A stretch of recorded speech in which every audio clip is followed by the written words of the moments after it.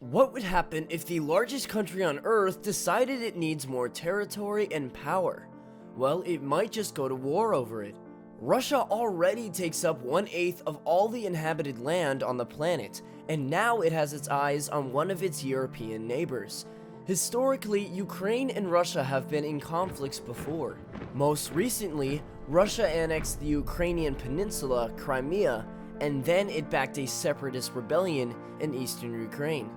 Now, Russia doesn't want Ukraine cozying up to Nato. It wants Nato out of Eastern Europe, period. And even though Russia isn't a member of Nato to make decisions on such things, with one of the most powerful militaries in the world, Russia might feel like it can play by its own rules. Okay, let's back up a little. First, you might be wondering what Nato is. NATO is the North Atlantic Treaty Organization, and right now it includes 30 members. The US, Canada, Netherlands, and the UK are among them. NATO's goal is to keep the peace and make sure no member of this alliance gets invaded by an international military force. You know, like that time Russia took Crimea from Ukraine. Now Ukraine is not yet a member of NATO, but it has shown interest in joining it. And that doesn't sit well with the Russian president, Vladimir Putin. Putin is already a little freaked out that NATO is training Ukrainian troops and some members are supplying its armies with weapons. So he decided to go about it with the good old method of persuasion.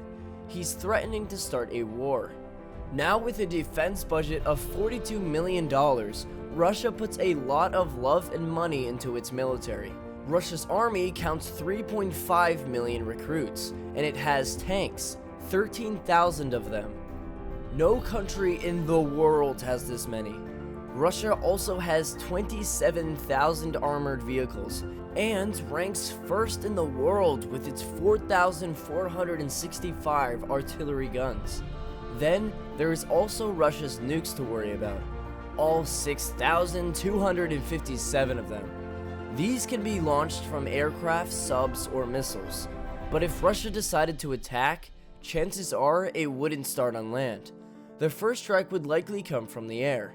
This could level electricity stations and bridges, obliterate rail lines, and cripple the economy of any country attacked. In addition to this, Russia's naval fleet is nearly unmatchable. Their nuclear-powered submarines alone, parked along a coastline, could pose enough of a threat to anyone thinking about taking them on, depending on who the targeted country is, of course. If Russia attacked Ukraine, NATO would likely respond with heavy economic sanctions. But Russia has allies of its own. It's a member of the Collective Security Treaty Organization, or CSTO. This is a group of 6 former Soviet states in a NATO-like alliance.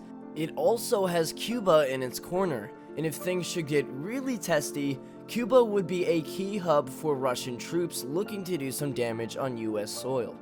It's pretty scary when 100,000 Russian troops are standing on your doorstep, but this likely wouldn't be a war to wipe out the country. Chances are, Russia has something to gain from it. It might be natural resources or political leverage.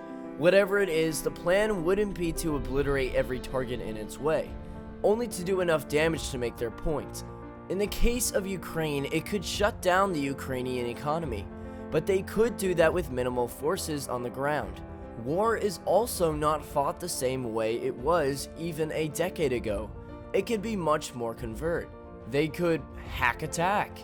Anyone? Unfortunately, that's the end of this video. Make sure to check out our other videos on the channel. And as always, thank you for watching this video.